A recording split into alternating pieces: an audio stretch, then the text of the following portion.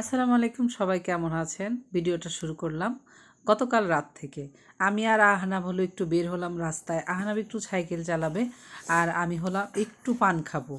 তো সাইকেল চালায় পানের দোকানের সামনে গেছে। পানের দোকানে যেহেতু অনেক লোক, বলতেছে আম্মু তুমি দাঁড়াও আমি পানটা নিয়ে আসি। তো ওই যে আমি খোলা আকাশের নিচে দাঁড়িয়ে আছি আর এই তো আহনাব সাইকেল চালাচ্ছে, পাশে দেখেন পিঠার চলছে বানানো। তাহলে আমি মাঝে মধ্যে পিঠা ওইখান থেকে নিয়ে খাই।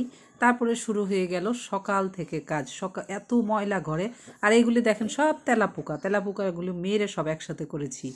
আর ঘরও আমার সাথে প্রতিশোধ নাই, দেখেন শুধু একদিন মাঝখানে ঘর মুছি নাই, এত নোংরা যে এক একটা রুম আমার দুবার করে মুছতে হয়েছে।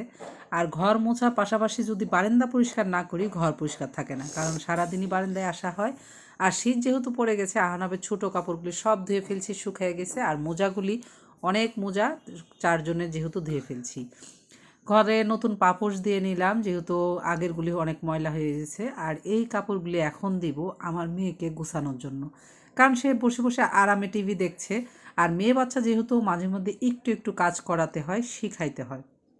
তো গতকালকের একটু রান্না করা তরকারি যেহেতু আছে, আজকে তাই একটু ভাজি ভর্তা করে নিব, কারণ সংসারে আজকে অনেক কাজ করব তাই।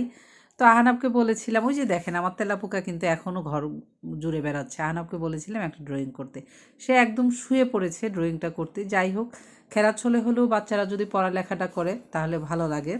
কে কোথায় থেকে আমার ভিডিওটা দেখেন অবশ্যই কমেন্ট করে জানাবেন।